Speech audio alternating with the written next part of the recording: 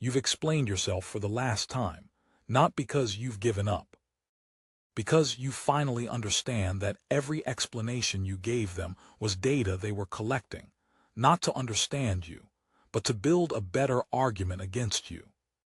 Think about the last time you tried to make them see your perspective, the careful words you chose, the way you laid out your reasoning, step by step, trying to reach someone who kept moving the goalposts. How the more you explained, the more ammunition they seemed to have. You weren't having a conversation. You were being interviewed for your own prosecution. There is a moment, quiet, internal, when something in your nervous system finally stops. When the words dry up, when you understand that nothing you say is going to land the way truth is supposed to land. And you go silent, that silence terrifies them. And today, I'm going to show you exactly why. Because what happens to the narcissist when you stop explaining yourself is not what they want you to believe. It is not strength on their part, it is system failure. And it happens in stages, each one more revealing than the last. The conventional wisdom says, communicate more, be clearer, try harder to be understood. But here is what nobody tells you. With a narcissist, your explanations were never going to work. Not because you weren't articulate, because their system doesn't run on truth, it runs on your emotional reaction. Every explanation you gave was an emotional response, and every emotional response was fuel. When you stop explaining, you don't lose the argument, you cut the supply line. Let me show you what that actually looks like from the narcissist's side, because understanding their system failure is what makes your silence permanent. In psychology, what you are instinctively doing has a name, the gray rock method. Named and documented by writer Schuyler in 2012, the gray rock method is a trauma-informed strategy for navigating high-conflict, narcissistic individuals. The principle is precise. Become as emotionally unresponsive and uninteresting as a gray rock. No drama, no reaction, no explanation, no fuel. What this does to the narcissist is well documented. Their regulatory system begins to destabilize. Their system depends entirely on extracting emotional responses from others to sustain its sense of power and identity. Psychologists call this narcissistic supply withdrawal. When supply is cut, the narcissist's false self begins to experience narcissistic injury. Object relations theorist Otto Kernberg described this as a wound to the ego so destabilizing that it produces a predictable, observable cascade of crisis behaviors. Here is what that cascade looks like in 7 stages. Stage 1 begins before they show you anything. It starts inside their system, where you can't see it, but you can learn to recognize it. The narcissist has been reading you since the beginning, not the way a caring person reads someone, not with curiosity or genuine interest. They've been running a continuous scan, monitoring your emotional responses, cataloging your triggers, mapping the fastest route to your guilt, your fear, your need to be understood. Your explanations were part of that data stream. Every time you explained yourself, you handed them information. You showed them where you hurt, what you valued, what you couldn't bear to have misrepresented about you. When you stop explaining, the data stream cuts out. And the narcissist, whose entire control architecture is built on reading your responses, suddenly finds themselves navigating without a map. They will appear confused, disoriented. They may even seem, briefly, like the person you originally believed them to be. Do not mistake the confusion for growth. It is signal loss, nothing more. Stage 2 is when they turn up the volume. This is the stage most people mistake for evidence that the relationship can be saved. When confusion fails to restore the supply, the narcissist escalates. What this looks like depends on your particular narcissist. Some will love bomb, sudden warmth, attention, and affection, all the things that were withheld once they had you secured. Others will rage, Anger calibrated not to win an argument but to provoke a reaction.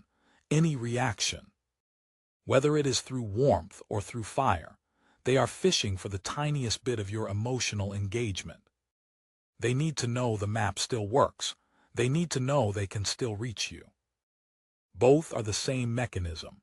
They are increasing signal strength because the receiver appears to have gone offline.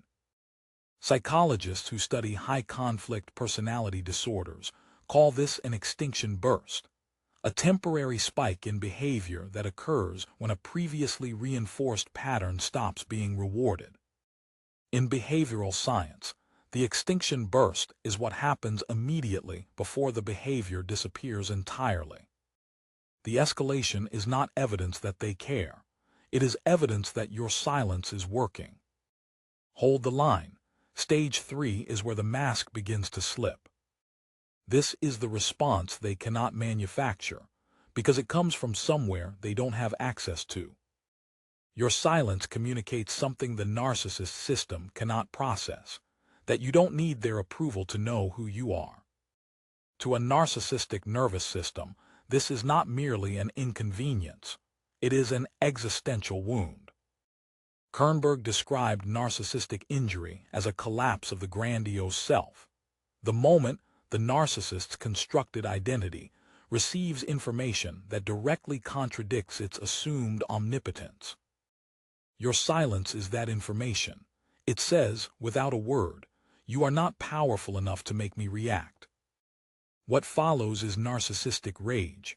Not always the explosive kind, though that is possible. More often it arrives cold, calculated, contemptuous. A cruelty they stop hiding, because they no longer have reason to perform warmth for someone who has stopped feeding them. Understand this, their rage is not power, their rage is a confession. A regulated, secure person does not need to punish silence. Only a system running on extraction responds to withdrawal with retaliation. Stage 4 is when they take it beyond you. They need an audience, and you just stopped being one.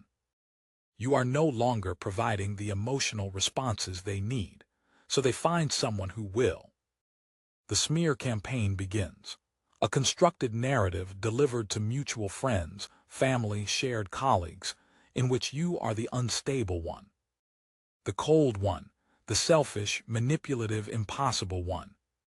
This smear campaign is the final attempt to regain control by destroying the reality you've built. The very traits that define their own behavior, now attributed to you with a precision that should feel familiar.